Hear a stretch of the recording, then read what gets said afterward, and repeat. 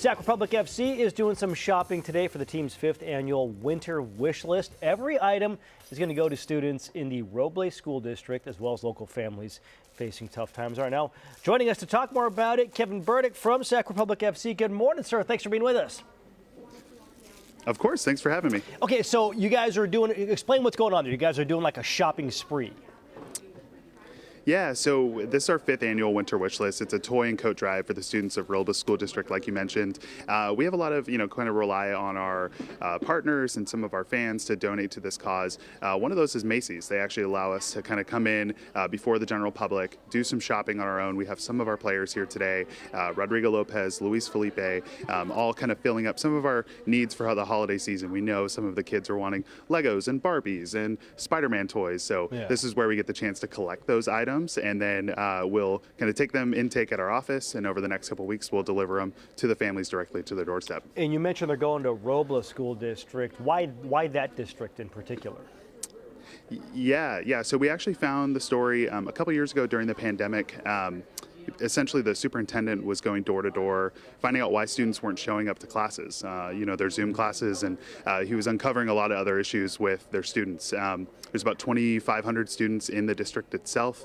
90% actually live at or below the federal poverty line. Wow. So it was just a story that really stuck out to us. Roble it's kind of this area in northern Sacramento. It's not quite Natoma, it's not quite Rio Linda, so it often gets forgotten about. And it was just something that we picked up, and it's been something we've been doing now for 5 straight years, and it's been a blessing for us to be able to deliver some holiday cheer. So I would imagine just doing the shopping spree is fun, but what's it like? You mentioned you drop them off door to door. What's that moment like when you drop the stuff off?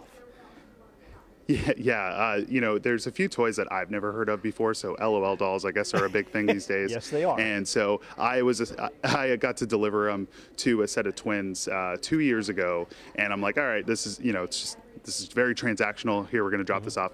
As soon as I shut the door, you just hear the girls go absolutely bananas, going crazy. Gosh. And like that moment of like, oh, God, that makes you feel so good. So it's really fun. Allows our players to do something in the off season, and allows our fans to do something sweet this holiday season. So it's just a really fun opportunity for us. We saw one of the players there making a choice. Are they going on a list, or are they looking at stuff going, this is what I would want if I were a kid? How are they making the choices?